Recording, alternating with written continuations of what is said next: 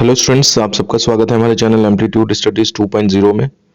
देखिए, आज energy generation की नेक्स्ट क्लास है और आज की क्लास में जो हम टॉपिक डिस्कस करने जा रहे हैं उसके बारे में थोड़ा सा बता दूं कि ये आपके लंबे क्वेश्चंस में माना जाता है। लॉन्ग क्वेश्चंस में 5 नंबर के लिए बहुत इंपॉर्टेंट क्वेश्चन है। और अगर हम शॉर्ट आंसर टाइप क्वेश्चंस की बात करें तो एक एक नंबर में भी जो है वो इससे कई सारे कंसेप्ट पूछे जाते हैं। इसलिए इसके अंदर जो बताई जाएंगी बातें उनको आप माइन्यूट लेवल पे देखें। मतलब कि कोई चीज़ बताई जा रही है कि विश्व में कौन सा स्थान है, कितना प्रतिशत है, या क्या चीज़ें हैं, तो वो आपसे एक एक नंबर में पूछी जाएंगी, जिनको कि आप सोचते हैं कि हमारे लिए इम्पोर्टेंट नहीं है ये डेटा, लेकिन वो डेटा आपके लिए बहुत इंपॉर्टेंट है। तो मैं बता दूं कि आर्टिकल को आपको इस तरह से तैयार करना है कि ऑनलाइन या ऑफलाइन किसी भी तरह का मोड हो एग्जाम का, तो उसमें वो आपके काम आ सके। तो स्टार्ट करते हैं। देखिए, हमारा पहला क्या, एक ही टॉपिक आज हम लेंगे, भारतीय ऊर्जा परिदृश्य, यानी कि इंडियन एनर्जी सिनेरियो। तो सिनेरियो हमारे पास दो हैं। पहले तो ग्लोबल फ्यूल रिजर्व हमने पिछले वीडियो में देखा था। अब आज हम देखेंगे भारतीय ऊर्जा परिदृश्य, मतलब कितना हमारे पास ऊर्जा के संसाधन हैं और कितने हम खर्च कर रहे हैं, कब तक चलेंगे, ये सारी की सारी चीजें जो है हमें देखनी है। कितने तरह की ऊर्जाएं हैं, कितना मात्रा में अवेलेबल हैं, तो ये पूरा का पूरा हमें इंडियन एनर्जी सिनेरियो के अंदर देखना है। इसके बाद जो टॉपिक आएगा हमारे पास वो आएगा, दो टॉपिक और मेन बचे हुए हैं हमारे पास इसके बाद, कि एक तो उत्तर प्रदेश का हमें सिनेरियो देखना है और साथ ही साथ कि ऊर्जा जो होती हैं उनका ऊपर जलवायु का क्या प्रभाव पड़ता है। ये दो इंपॉर्टेंट टॉपिक अभी और बचे हुए हैं, फिर जा करके हमारा ये यूनिट नंबर 1 जो है वो कंप्लीट हो पाएगी। अब इसमें आगे बढ़ने से पहले मैं एक चीज आपको बताना चाहूंगा, जो चीज आपने नहीं पढ़ी है तो उसको जरा थोड़ा सा देख लेते हैं। हम एक यूनिट देखने जा रहे हैं जिसको कि कहते हैं टीओई। तो ये जो यूनिट है टीओई, इसके बारे में आप ध्यान दे लीजिए। टीओई स्मॉल में लिखा जाता है, स्मॉल टी, स्मॉल ओ, स्मॉल ई, और इसका फुल फॉर्म होता है टन ऑफ ऑयल इक्विवेलेंट। मतलब ये जो है वो ऊर्जा को मात्रक एक तरह से बनाया गया है, कमर्शियल वे में आप कह सकते हैं इसको। तो इसका पूरा नाम जो है वो टन ऑफ ऑयल इक्विवेलेंट है। यह किसी ईंधन की ऊर्जा को व्यक्त करने का साधन है। अब होता क्या है, तो सभी ईंधन जो भी होते हैं उनकी जो प्राथमिक ऊर्जा होती है, मतलब वो कितनी ऊर्जा दे सकते हैं, वो प्राथमिक ऊर्जा सामग्री आमतौर पर तेल के समकक्ष टन के रूप में व्यक्त की जाती है, और जिसका निम्नलिखित रूपांतरण गुणक है।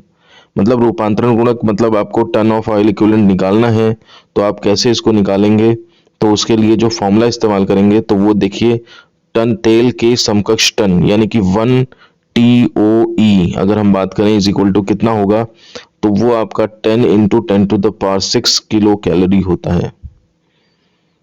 तो ये आप ध्यान रखेंगे इस चीज को। अब इसको आप अगर किलोवाट आवर में कन्वर्ट करना चाहें तो ये 11630 किलोवाट आवर बनता है, या फिर आप जूल में कन्वर्ट करना चाहें तो 41870 मेगा जूल बनता है जाकर के। देखिए, कन्वर्जन बाकी चीज़ों में तो कन्वर्जन आराम से हो जाएगा आपका, क्योंकि आप जानते हैं कैलोरी की बात करें अगर हम, तो कैलोरी में जो है वो आपके 4.18 जूल होते हैं, 4.187 इस तरह से जूल होते हैं। तो वो कैलोरी को जब आप रख देंगे 4.187 और उसमें जो है वो मल्टीप्लाई करेंगे आप इसकी 10 इंटू 10⁶, और किलो का मतलब 10⁻³ और हुआ, तो आपका आराम से जो है वो ये 41870 मेगा जूल इस तरह से निकल के आ जाएगा। और फिर जूल जब आ जाए तो जूल को किलोवाट आवर में कन्वर्ट करने के लिए 1 kilowatt hour equal to 3.6 into 10⁶ इतने जूल होते हैं, उससे कन्वर्ट करेंगे तो आपके पास ये भी आ जाएगा। बहरहाल वो डिटेलिंग हम उसमें ज़्यादा जाने की ज़रूरत नहीं है, आप इतना ये ध्यान रखेंगे और ये ध्यान रखेंगे कि किसी भी ईंधन की ऊर्जा को टीओई के रूप में व्यक्त किया जा सकता है। तो ये चीज़ आपकी ज़रूरत पड़ेगी आगे। बाकी यूनिट्स तो आपने पहले भी पढ़ी हैं, लेकिन ये चीज़ जो है आपके लिए नई होगी, तो जब भी कभी ज़रूरत पड़ेगी आपको आगे मिले तो आप ध्यान दे दीजिएगा कि ये क्या होता है, हम डिस्कस कर चुके हैं। अब इसके बाद हम फिर वापस आ जाते हैं भारतीय ऊर्जा परिदृश्य पे, और इसके अंदर अगर हम बात करें तो भारत की ऊर्जा खपत का वर्तमान स्तर विश्व ऊर्जा खपत का केवल 3.8% है। मतलब कहने का ये है कि इस नंबर को याद रखेंगे आप, ये आपके लिए एक एक नंबर के लिए इंपॉर्टेंट क्वेश्चन भी है। और साथ ही साथ जीके में कभी कोई अगर आपके कंपटीशन है, कई कॉम्पिटिशन्स होते हैं, तो एक तरह से जीके के लिए भी ये इंपॉर्टेंट है कि टोटल वर्ल्ड में अगर 100% एनर्जी जो है खर्च हो रही है, तो उसका 3.8% जो पार्ट है वो इंडिया खर्च करता है। तो यानी कि काफ़ी कम ऊर्जा खर्च करता है, ऐसी कोई ज़्यादा वो नहीं करता है। भारत में 2008-9 के लिए प्राथमिक ऊर्जा खपत निम्नलिखित तालिका में दिया गया है। तो देखिए तालिका देख लेते हैं क्या खपत है, क्या चीज़ है इसमें। तो सबसे पहले इसमें जो इकाइयां हैं, इकाइयों के बारे में नीचे ये बताया गया है, आप पहले इस पे नज़र डाल लें। जहां जहां पे एमटी लिखा है उसका मतलब मिलियन टन है। जहां जहां पे बीसीएम लिखा हुआ है, वहां वहां पे आप समझ लीजिए कि बिलियन क्यूबिक मीटर है। ये आयतन की तरह एक तरह से इकाई होती है, बिलियन क्यूबिक मीटर। उसके बाद क्यूबिक मीटर को तो मीटर क्यूब ही बोलोगे, और बिलियन बस लगा दिया है उसके आगे। MKWH अगर कहीं लिखा है तो मिलियन किलोवाट घंटा लिखा हुआ है, million kilowatt hour. Kilowatt hour सब जानते हैं, मिलियन उसके आगे और लग जाएगा। MTOE अगर कहीं लिखा है तो ये देखिए अभी हमने इसी वीडियो में आपको डिस्कस किया है, मिलियन टन तेल समकक्ष। तो MTOE मतलब TOE तो मालूम ही है आपको, M का मतलब मिलियन और लग जाएगा उसके अंदर। तो अब इस तरह से सारी यूनिट्स आपको क्लियर हो गई हैं। जो आपको एक नहीं पता था, ये लास्ट वाला MTOE, ये मैंने अभी आपसे डिस्कस कर लिया है। अब इसके बाद आ जाइए ऊपर, इस टेबल को अगर बात करें हम इसके अंदर, तो इसको जैसे पढ़ेंगे तो आप किस तरह से पढ़ेंगे। ऊर्जा के प्रकार क्या हैं, जैसे कोयला हो गया, लिग्नाइट हो गया, तेल हो गया, प्राकृतिक गैस हो गई, नेचुरल गैस, LNG हो गया। ये LNG के बारे में भी आगे आएगा हमारे पास। हाइड्रो पावर हो गया, पवन ऊर्जा हो गया। तो अब इकाइयां मतलब इनको नापते कैसे हैं। तो कोयला, लिग्नाइट, तेल वगैरह ये सब मिलियन टन में नापे जाते हैं, इनका वेट नापा जाता है। और प्राकृतिक गैस जैसे हो गई जैसे, तो वो BCM बिलियन क्यूबिक मीटर में नापी जाती है।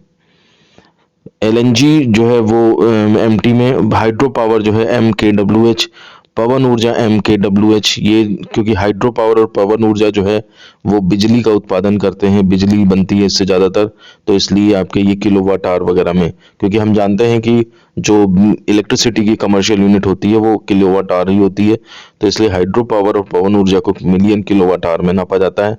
तो आगे इसके जो भी डेटा दिए हैं वो उसकी यूनिट जो है वो यहाँ पे है, ये डेटा दिया हुआ है, ये डेटा दिया हुआ है, इसकी यूनिट यहाँ पे रखी हुई है। उसके बाद प्राथमिक वाणिज्यिक ऊर्जा, गैर वाणिज्यिक ऊर्जा, कुल प्राथमिक ऊर्जा की खपत, तो ये आपकी जो है वो MTOE में नापी जाएंगी। तो इनके डेटा जो भी दिए हैं वो आप अपने आप MTOE की फॉर्म में उनको देखेंगे। तो ये इस टेबल को पढ़ने का तरीका हुआ जा करके। अब ऊपर आ जाइए, तो इसमें यह है कि अब देखें मूल इकाइयां, ओरिजिनल यूनिट्स, तो उसकी फॉर्म में लिखें तो 501.52, 34.65 कोयला जैसे इस तरह से है, तो ये इसका मतलब ये हो गया 501.52 मिलियन टन हो गया। अब इसको जबरदस्ती आप अगर MTOE में रिप्रेजेंट करना चाहें, क्योंकि किसी की भी प्राथमिक ऊर्जा को MTOE में रिप्रेजेंट कर सकते हैं, तो उस फॉर्म में जो है ये इस तरह से आएगी क्या करके। अब उसमें यह है कि प्राथमिक वाणिज्यिक ऊर्जा में हिस्सेदारी इसकी कितनी है, तो ये 53.54, ये इतना, ये इसका पूरे टोटल ऊर्जा का 53.54% जो है वो कोयला खपत होता है। यानी कि आप देख लीजिए कि कोयला सबसे ज़्यादा इंडिया की मतलब बैकबोन है एक तरह से। बाकी तेल जो है 33.22, प्राकृतिक गैस 9.43। कुल प्राथमिक ऊर्जा की खपत में हिस्सा, तो ये वाणिज्यिक ऊर्जा में हिस्सेदारी, ये वाणिज्यिक ऊर्जा हम पहले भी डिस्कस कर चुके हैं फर्स्ट वीडियो में कि वाणिज्यिक और गैर वाणिज्यिक ऊर्जा क्या होती है। और प्राथमिक ऊर्जा द्वितीयक ऊर्जा के हिसाब से देखें तो 39.50%, 24.51, 6.89, इस तरह से इसको हम देखेंगे। तो इस तरह से आप हाइड्रो पावर भी देखिए, तो हाइड्रो पावर के में देखेंगे तो आपके काफी कम परसेंटेज आपको मिलते हैं। फिर उसके बाद इस तरह से यहाँ पर देखें कुल प्राथमिक ऊर्जा की खपत, तो इसमें यहाँ पर देखिए 100, और यहाँ पे प्राथमिक वाणिज्यिक ऊर्जा जो है वो भी 100 इस फॉर्म में, ये यहाँ पे ये टोटल एक तरह से हो गया, तो इसलिए 100 इसको बता रहे हैं। तो प्राथमिक वाणिज्यिक ऊर्जा में हिस्सेदारी पूरी की पूरी है, और इसकी देखें बात अगर कुल प्राथमिक ऊर्जा की खपत में हिस्सा, तो वो 100 हो गया। मतलब अब आप इसका टोटल करके देखेंगे तो ये आपको पूरा का पूरा यहाँ पे मिल जाएगा। मतलब इतने इतने ये सब जो ऊपर दिए हुए हैं, इन सब का अगर आप टोटल करके देखोगे तो ये 100 यहाँ पे आ जाएगा, और यहाँ पर भी अगर आप टोटल करके देखोगे इन सब का लास्ट वाले लाइन में, तो भी ये आपका 100 आ रहा होगा। तो ये एक तरह से इस टेबल को पढ़ने का तरीका है। उसकी कोई अब हम देखेंगे किस किस पॉइंट की ज़्यादा ज़रूरत पड़ेगी। तो ये टेबल इसलिए डिस्कस करना ज़रूरी है कि जब आप मल्टीपल चॉइस क्वेश्चंस देखोगे कहीं पे, या एक एक नंबर के क्वेश्चंस देखोगे, तो उनका डेटा आपको यहाँ से खपत का देखना पड़ सकता है। अब देखिए हम अलग अलग उनकी डिटेलिंग में बात कर लेते हैं। जैसे सपोज करिए कोयला क्षेत्र है, तो कोयला क्षेत्र में भारत में लगभग 58.6 बिलियन टन का विशाल कोयला भंडार है। तो 58.6 जो है वो आपका उसका पूरा बिलियन टन का कोयला भंडार है, जिसमें कि 54 बिलियन टन जो है वो केवल एंथ्रेस हार्ड कोल है। 54 बिलियन टन जो है वो हार्ड कोल यानी कि एंथ्रेसाइट और बिटुमिनस, और 4.6 सॉफ्ट कोल हो गया जा करके। तो एक तरह से देखिए 54 और 4.6 मिला के 58.6 हो गया। तो आपसे कई क्वेश्चंस इसमें बनते हैं कि कोयले का भंडार कितना है लगभग, तो ये हो गया, ठीक है ना। उसमें कोयले के भंडार में अधिकतम कौन है, ज्यादा पार्ट किसका है, एंथ्रेसाइट और बिटुमिनस का है या फिर सॉफ्ट कोल का है। तो वो भी आपको ध्यान रखना चाहिए कि हमारे जो भंडार है उनमें ज्यादातर 58.6 में 54 यानी कि मैक्सिमम पार्ट जो हो गया वो आपका एंथ्रेसाइट और बिटुमिनस यानी कि हार्ड कोल है। सॉफ्ट कोल जो है वो सॉफ्ट कोल और जैसे ये सॉफ्ट कोल, सब बिटुमिनस और लिग्नाइट, ये चीजें जो है वो कम मात्रा में अवेलेबल है। अब यह दुनिया के भंडार का लगभग 7.1% है। ये भी आपके पास एक नंबर का क्वेश्चन बनता है कि भारत का कोयला भंडार जो है वो दुनिया के कोयला भंडार का कितना प्रतिशत है। आप देख रहे होंगे एक एक नंबर के सब इंपॉर्टेंट क्वेश्चन है, आपको जीके में भी काम आएंगे। ये बिल्कुल एक तरह से जनरल नॉलेज की भी चीजें हैं। वर्तमान रिजर्व और प्रोडक्शन अनुपात के अनुसार लगभग 114 वर्षों तक ये रह सकता है। मतलब ये कोयला जो चलाया जा सकता है ये 114 इसी रफ्तार से अगर हम यूज करते रहें तो 114 वर्षों तक रह सकता है। भारतीय कोयला भंडार मध्य प्रदेश, उड़ीसा, झारखंड और पश्चिम बंगाल राज्यों में केंद्रित है। यहाँ पे मतलब ज्यादा मिलता है। मध्य प्रदेश हो गया सबसे ज्यादा, मध्य प्रदेश, फिर उड़ीसा, झारखंड और पश्चिम बंगाल राज्यों में है ये। अब तेल क्षेत्र की बात कर लेते हैं, तो हर एक उसमें आपको ये बताना है कि वो टोटल कितना अवेलेबल है हमारे पास, कहाँ कहाँ पर है। तो भारत का तेल भंडार 5.8 बिलियन बैरल यानी कि 800 मिलियन टन इतना अनुमानित है। बैरल ये दूसरी यूनिट होती है लिक्विड के लिए, अदरवाइज मिलियन टन में भी हमने ऊपर टेबल में बताया। तो 800 मिलियन टन है ये टोटल, जो कुल विश्व भंडार का लगभग 0.5% है। कितना देखिए कम है ये, 1% भी नहीं है। हमारे मुख्य तेल क्षेत्र बॉम्बे, हाई, असम, कैम्बे और कृष्णा गोदावरी बेसिन में स्थित हैं। वर्तमान में भारत दुनिया में चौथा सबसे बड़ा तेल खपत करने वाला देश है। देखिए है हमारे पास बहुत कम 0.5%, और खपत जो है वो चौथा सबसे बड़ा देश है भारत। भारत अपने कच्चे तेल की जरूरतों का लगभग 75% मुख्य रूप से खाड़ी देशों से आयात करता है। खाड़ी देश वो जैसे अरब वगैरह, कुवैत और ये इराक वगैरह, ईरान, इस तरह से इन देशों से आयात करता है। और इसके आगे बढ़े अगर तो क्षेत्रवार पेट्रोलियम उत्पादों की खपत के संदर्भ में घरेलू क्षेत्र और उद्योगों के क्षेत्र में तेल की खपत 24% है, और परिवहन क्षेत्र में तेल की खपत 42% है। मतलब परिवहन क्षेत्र मतलब जैसे ट्रेनों में और बसों में और ये जो चल रहा है इसमें जो है वो क्या बोलते हैं ज्यादा खपत है, और उद्योग क्षेत्र और घरेलू क्षेत्र में जो तेल की खपत है या गैस की खपत है वो कम है। इसके बाद अब प्राकृतिक गैस क्षेत्र की बात करते हैं, नेचुरल गैस सेक्टर। इसमें भी देखिए यहाँ पे नेचुरल गैस जो है हमारे पास जो है वो काफ़ी ज़्यादा यूज़ होती है, काफ़ी ज़्यादा इसका यूज़ करा जाता है। प्राकृतिक गैस अपने अंतर्निहित पर्यावरणीय सौम्य प्रकृति, अधिक दक्षता और लागत प्रभावशीलता के कारण सबसे पसंदीदा ईंधन बन गई है। देखिए सौम्य प्रकृति मतलब जो ज़्यादा एरोगेंट नहीं है, जैसा पेट्रोल वगैरह होते हैं, जरा सा आग पकड़ लें ऐसी आग लगती है जो कंट्रोल नहीं करी जा सकती। अधिक दक्षता मतलब कहने का मतलब यह है कि उससे जो है आपको ज्यादा एनर्जी मिल सकती है, और लागत प्रभावशीलता मतलब लागत भी कम लगती है, पैसे भी कम खर्च होते हैं, तो इसके कारण सबसे पसंदीदा ईंधन बन गया है। इसे 21वीं सदी का ईंधन भी कहा जाता है। जब प्राकृतिक गैस को -161 -161 डिग्री सेल्सियस तक ठंडा किया जाता है तो इसे तरलीकृत यानी कि लिक्विफाइड प्राकृतिक गैस को देखिए नेचुरल गैस कहा जा रहा है, और लिक्विफाइड प्राकृतिक गैस यानी कि तब इसका नाम जो है वो एलएनजी पड़ता है। ये नाम अभी ऊपर आया था, मैंने कहा था ये आगे आएगा, तो ये देखिए एलएनजी यहाँ पे आया है, इसमें बदल दिया जाता है, जिसकी वजह से इसका भंडारण और परिवहन जो है वो आसानी से किया जा सकता है। ये लिक्विड में बन जाएगा। आप जानते हैं गैस का आयतन ज़्यादा होता है, लिक्विड का कम होता है, तो गैस के फॉर्म में रहेगा तो ये ज़्यादा वॉल्यूम रह घेरेगा, और जब हम इसको लिक्विफाई कर देंगे तो उसकी वजह से जो है इसका वॉल्यूम कम हो जाएगा, तो स्टोरेज कम जगह में इसको स्टोर कर पाएंगे और आप उसको ट्रांसपोर्ट भी आराम से कर पाएंगे। अब आगे बढ़ते हैं। चूंकि द्रवीकरण द्वारा प्राकृतिक गैस के आयतन होना चाहिए यहाँ पे को 600 गुना कम कर देता है, इसलिए एलएनजी को विशेष रूप से निर्मित जहाजों में क्रायोजेनिक टैंक के साथ ले जा सकते हैं। अब इसी से देखिए लिक्विफाइड के साथ अगर संपीड़ित प्राकृतिक गैस बना दें, हम नेचुरल गैस से ही उसको कंप्रेस कर दें, केवल लिक्विफाई ना करें, कंप्रेस कर दें, तो ये फिर कंप्रेस्ड नेचुरल गैस या फिर सीएनजी बन जाता है। तो देखिए प्राकृतिक गैस को ही उसके दो अलग अलग रूप हो गए। आप लिक्विफाई कर दें तो एलएनजी बन जाता है, और कंप्रेस्ड कर दें तो सीएनजी बन जाता है, जिसको कि हम आमतौर पे सबने नाम इसका सुना होगा। इसको प्राकृतिक गैस के दबाव से बनाया जाता है। कंप्रेस्ड माने ही दबाव होता है।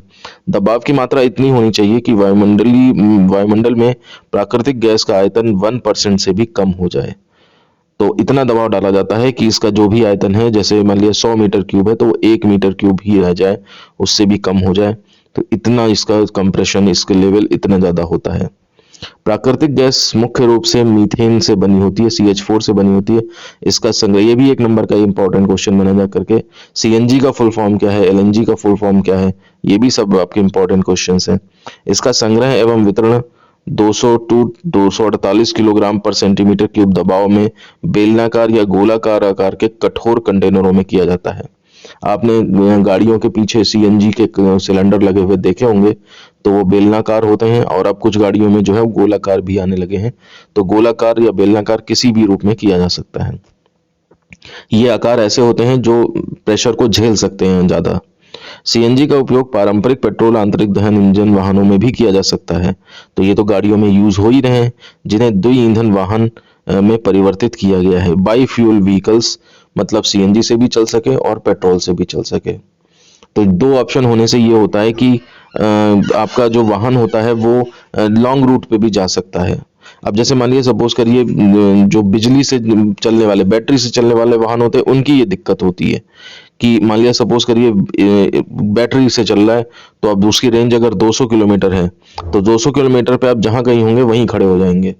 अब या तो इसको पहले से ही सोच के रखना पड़ेगा कि भाई अब 50 किलोमीटर चल सकता है, तो यानी कि हमारा घर 50 किलोमीटर दूर है, तो चलो वापस घर, या फिर चार्जिंग स्टेशन ढूंढो, उसका क्या है। लेकिन इनमें क्या है सीएनजी वाले वाहनों में कि सीएनजी जहां खत्म हुई आप पेट्रोल पे चला लो उसे। तो इस वजह से जो है वो ये वाहन जो है ज्यादा पॉपुलर हो गए हैं, सीएनजी और ये जो पेट्रोल दोनों से चलने वाले हैं। इसके बाद देखें भारत के गैस भंडार का अनुमान 1.09 ट्रिलियन क्यूबिक मीटर है, जो कुल विश्व भंडार का लगभग 0.6% है। तो देखिए ये भी जो है वो कम ही है हमारे पास। देश का लगभग 78% उत्पादन अपतटीय ऑफ शोर, शोर मतलब किनारा, और उससे मतलब अंदर की तरफ, ऑफ शोर मतलब किनारे से नहीं होता है, जबकि शेष 22% उत्पादन ऑन शोर उत्पादन होता है।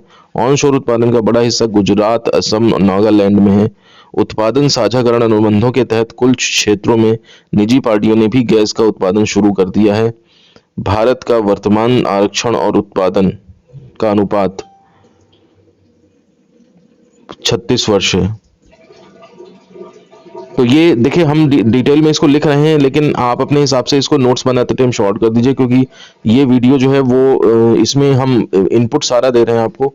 अब इसमें से आप शॉर्ट में लिख लीजिए, लेकिन जब एक एक नंबर के कोई भी क्वेश्चन आएंगे तो आपको तुरंत याद आ जाएगा, अगर आपने एक बार पढ़ा होगा तो। इसके बाद देखते हैं विद्युत ऊर्जा आपूर्ति क्या होती है, इलेक्ट्रिकल एनर्जी सप्लाई क्या है। भारत में इलेक्ट्रिक पावर स्थापित स्टेशनों की क्षमता 31 मई 2010 को ये देखिए इकाई दही सैकड़ा हजार 10,000 लाख यानी कि 16,01,352 मेगावाट थी, जिसमें से 36,913 megawatt hydro electric power plant से थी। 1 लाख जो है वो 3,449 मेगावाट थर्मल से थी, और 4,560 मेगावाट परमाणु से थी, और 16,429 मेगावाट अक्षय ऊर्जा यानी कि रिन्यूएबल से थी। तो विद्युत ऊर्जा जो बनाई जा रही है कई तरीकों से बनाई जा रही है। ये हाइड्रो इलेक्ट्रिक वाली यानी कि बांध वगैरह से बनाई जा रही है, थर्मल यानी कि कोयला वोयला वगैरह से बनाई जा रही है, परमाणु क्षमता यानी कि न्यूक्लियर पावर वगैरह से बनाई जा रही है, और साथ ही साथ ये अक्षय ऊर्जा यानी कि सोलर पावर से या फिर विंड पावर जनरेटर इनसे बनाई जा रही है। तो इलेक्ट्रिसिटी जो है वो कई बनाने के कई तरीके हैं हमारे पास। और ये देखिए इसमें जो सब कुछ कोयला भी खत्म हो जाए लेकिन ये पानी बांध नहीं खत्म होंगे, ये आपके जो है सोलर पावर ये नहीं खत्म होगा, परमाणु ऊर्जा ये नहीं खत्म होगी। तो इसलिए ये वाली एनर्जी जो है वो कंटिन्यूअस रह सकती है हमारे पास, क्योंकि इसको बनाने के तरीके हमारे पास हैं। इसके बाद बात करते हैं परमाणु ऊर्जा आपूर्ति की। तो परमाणु ऊर्जा के बारे में अगर बात करें, न्यूक्लियर पावर सप्लाई के अंदर वर्तमान में भारत के अंदर 6 स्थानों पर 17 परमाणु ऊर्जा इकाइयों का संचालन होता है। 3 और स्थानों पर 5 रिएक्टरों के निर्माण के लिए परियोजना चल रही है, यानी कि और संख्या बढ़ जाएगी हमारे पास। परमाणु ऊर्जा संयंत्र की स्थापित क्षमता 4,560 मेगावाट है, जिसमें उबलते पानी के रिएक्टरों और दबाव वाले भारी जल रिएक्टर शामिल हैं। तो इसमें हैवी वाटर यूज करते हैं, ये आप जानते होंगे। तो उस तरह के रिएक्टर भी इसमें शामिल हैं। वर्तमान में भारत के अंदर परमाणु ऊर्जा क्षमता का कुल ऊर्जा क्षमता के लगभग 2.9% के बराबर है। तो देखिए काफी कम है ये। टोटल जो एनर्जी बन रही है उसमें से परमाणु ऊर्जा की वजह से केवल 2.9% बन रही है, तो ये काफी कम है, इसको बढ़ाने की जरूरत है। भारत में परमाणु ऊर्जा को विकसित करने की क्षमता प्रतिबंधित है, क्योंकि हमारे पास यूरेनियम का पर्याप्त आपूर्ति नहीं है, और यूरेनियम की आपूर्ति देना भी जो है वो एक तरह से जो है वो रिस्की होता है। और देश जो है इस पे प्रतिबंध इसलिए भी लगाते हैं कि कहीं यूरेनियम का यूज जो है वो लोग परमाणु बम वगैरह बनाने में न कर लें। तो इस वजह से जो है वो मिलना भी इसका मुश्किल होता है, जिसका नतीजा खराब परिचालन भार होता है। लोड फैक्टर इसमें जो है वो काफी ज्यादा जो है वो खराब होता है इसका, इसलिए भी ये जो है वो आपूर्ति न होने की वजह से ये चीज है। भारत में उत्पादित यूरेनियम 2 से 3 गुना महंगा है, क्योंकि विदेशों में खनन किए गए यूरेनियम में 12-13% की तुलना में भारतीय यूरेनियम एस्को में केवल 0.1% यूरेनियम होता है। तो ये लोड फैक्टर खराब इसलिए है कि यहाँ से जो यूरेनियम निकलेगा उसमें जो अयस्क निकलेंगे उनमें यूरेनियम की मात्रा बहुत कम होती है। तो काफी ज्यादा अयस्क को आपको प्योरीफाई करना पड़ेगा, उसका शोधन करना पड़ेगा, तब जाकर के कहीं यूरेनियम निकलेगा। लेकिन विदेशों में जो अयस्क मिलते हैं उनमें ज्यादा मात्रा में यूरेनियम होता है, तो यानी कि ज्यादा जो है आउटपुट आपको दे देगा। जब आप उसका शोधन करेंगे तो ज्यादा मात्रा में यूरेनियम मिलेगा। तो इसलिए जो है वो विदेशों से लाना सस्ता पड़ता है, जबकि भारत में उसको थोड़ा सा उत्पादन करना महंगा पड़ता है। इसके बाद देखते हैं पन बिजली power supply, hydro power supply. इसमें क्या होता है, भारत में पन बिजली पावर द्वारा क्लीन बिजली उत्पादन के लिए एक विशाल और व्यवहार्य क्षमता उपलब्ध है। मतलब क्लीन बिजली का मतलब यह है कि आप पानी पानी ही है केवल, उसमें बस और कोई चीज है नहीं, कोई अपशिष्ट पदार्थ निकलता नहीं है। जैसे कोयले से बिजली उत्पादन करेंगे तो आपका मान लिया ये धूल धुआं ये सब निकलेगा, लेकिन इसमें ये कुछ नहीं निकलता है। ये क्षमता 60% परिचालन भार लोड फैक्टर पर 84,000 मेगावाट से अधिक है। इस संभावित क्षमता का लगभग 80% ब्रह्मपुत्र, सिंधु और गंगा घाटियों में आता है। यहाँ पर जो बनाए गए हैं मतलब बांध उनमें ये इतना प्रोडक्शन होता है। इसके अलावा 15,000 मेगावाट को लघु पन बिजली परियोजनाओं में संभावित रूप से उपलब्ध होने के रूप में स्वीकार किया गया है। मतलब बाकी 15,000 जो है वो आपका छोटी छोटी जो पन बिजली परियोजना है उनसे आता है। तो ये इस तरह से भारत में जो है वो कितना कितना प्रोडक्शन होता है, तो वो आपको डिटेल में डिस्कस कर लिया है। अब सिनेरियो पूरा डिस्कस कर रहे हैं हम, तो इसमें यानी कि खपत भी डिस्कस करनी पड़ेगी। तो प्रति भारत में क्षेत्रवार ऊर्जा की खपत क्या है, sector wise energy consumption in India. मैं आपसे ये अनुरोध करूंगा सारे बच्चों से कि आप लोग सिलेबस को कंटिन्यूअसली चेक करते रहें।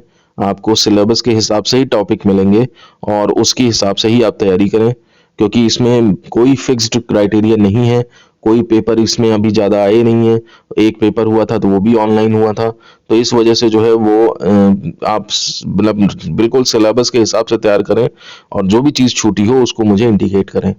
दूसरी एक बात मैं और बताना चाहता हूँ कि अगर कल को फ्यूचर में इन टॉपिक्स में कोई फेरबदल करना पड़ा मुझे, मान लिया सपोज करिए कोई डेटा गड़बड़ निकला या कोई चीज़ करेक्शन करनी पड़ी, तो मैं इन्हीं वीडियोस के डिस्क्रिप्शन में उसको ऐड कर दूंगा।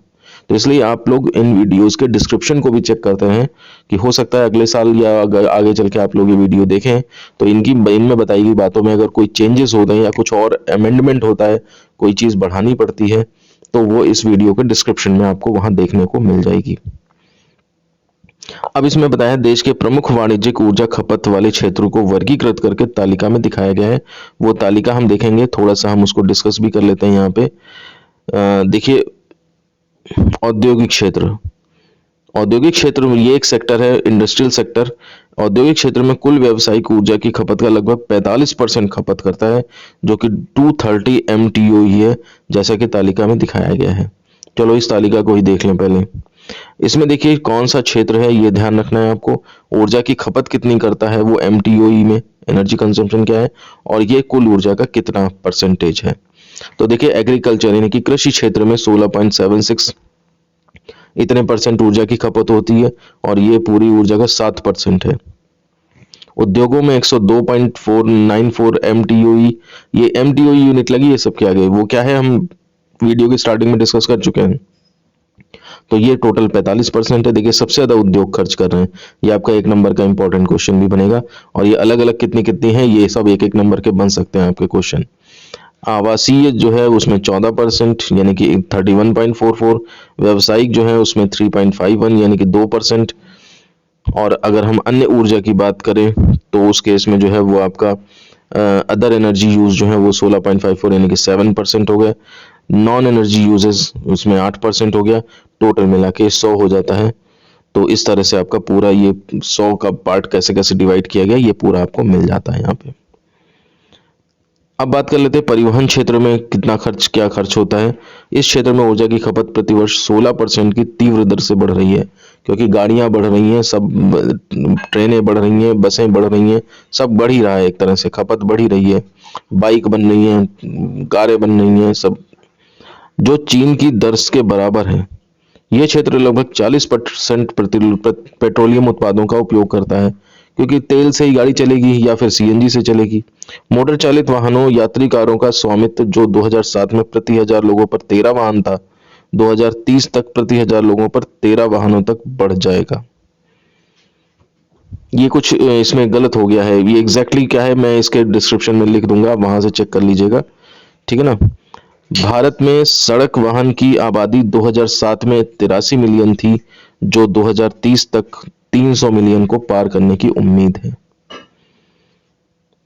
तो सड़क वाहन जो है वो देखिए कितने 83 मिलियन थे 2007 में, और 2030 तक जो है वो 300 मिलियन, यानी कि लगभग 4 गुना फर्क जो है वो इनमें आ जाएगा। अब देखिए आवासीय, वाणिज्यिक सेवा और कृषि क्षेत्र, इनमें कितना खर्च होता है। ग्रामीण और शहरी परिवारों के ऊर्जा खपत के तरीके में व्यापक अंतर मौजूद है। ग्रामीण परिवार अपने खाना पकाने की ऊर्जा की जरूरतों को 85% को पूरा करने के लिए बायोमास पर निर्भर है, जबकि शहरी परिवारों को खाना पकाने की जरूरतों को पूरा करने के लिए LPG का 56% हिस्सा मिलता है। तो कहने का मतलब है वो लोग तो ये गोबर ओबर और इनसे ये कंडे अंडे इनसे बना लेते हैं, लकड़ी से बना लेते हैं, लेकिन ये जो है शहरों में LPG ही साधन है। भारत में लगभग 70% आबादी ग्रामीण है, जो तेल, गैस, बिजली आदि का केवल 42% हिस्सा यूज करते हैं। आवासीय क्षेत्र में बिजली का उपयोग तेजी से बढ़ रहा है। घरेलू क्षेत्र में बिजली की कुल मांग में से 70% का उपयोग प्रकाश व्यवस्था के लिए किया जाता है, जबकि शेष राशि का रेफ्रिजरेशन, एयर कंडीशनिंग और इलेक्ट्रिक उपकरणों में किया जाता है। तो ये बिजली के कहाँ कहाँ यूज हो रहे हैं तो ये आप यहाँ पे देख सकते हैं, और ये चीजें डेली लाइफ में मिलती हैं, तो इसलिए आप जो है वो उनको समझ भी सकते हैं आसानी से, कोई इसमें वैसी बात नहीं है। विशेष रूप से वाणिज्यिक और सेवाओं की गतिविधियों के लिए ऊर्जा की खपत वाणिज्यिक प्रतिष्ठानों, hotel, shopping mall, IT park और आतिथ्य उद्योग मतलब होटल इंडस्ट्री में उच्च विकास दर के कारण तेजी से बढ़ने की उम्मीद है।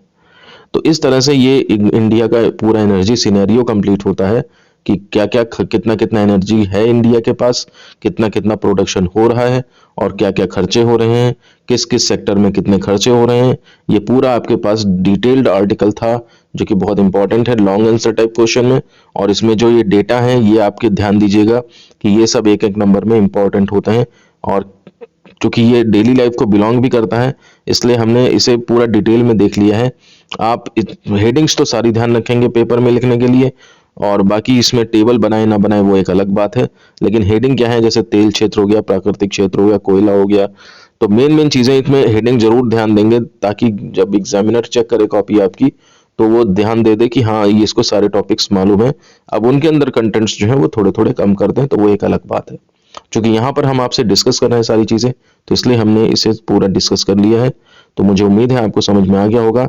इनमें जो भी कमी मिलेंगी मुझे बाद में इन फ्यूचर तो वो आपको डिस्क्रिप्शन में मिलती चली जाएंगी, क्योंकि वीडियो को तो सुधार किया नहीं जा सकता। तो इसलिए आप डिस्क्रिप्शन के हर वीडियो के डिस्क्रिप्शन को जरूर चेक करते रहें कि उसमें क्या चीजें बताई गई हैं, तो वो एक सुधार होंगे जो कि आप उनसे अपने आप को भी मॉडिफाई कर सकते हैं। तो नोट्स बनाने के लिए मैं एक बार फिर से विशाल सविता का धन्यवाद देता हूँ। किरथल से ये है स्टूडेंट हमारे जो कि नोट्स बनाने में हेल्प करते हैं। तो इनसे डिस्कशन करने के बाद फिर ये इसके बाद नोट्स बना देते हैं। और साथ ही साथ कोई स्टूडेंट अगर पहली बार इस वीडियो को देख रहा है तो इस चैनल को सब्सक्राइब कर सकता है और बेल आइकन प्रेस कर सकता है, क्योंकि यहाँ पे आपको स्टडी मटेरियल के साथ साथ लेटेस्ट न्यूज़ भी सबसे पहले मिल जाती हैं। तो मिलते हैं आपसे नेक्स्ट वीडियो में। धन्यवाद।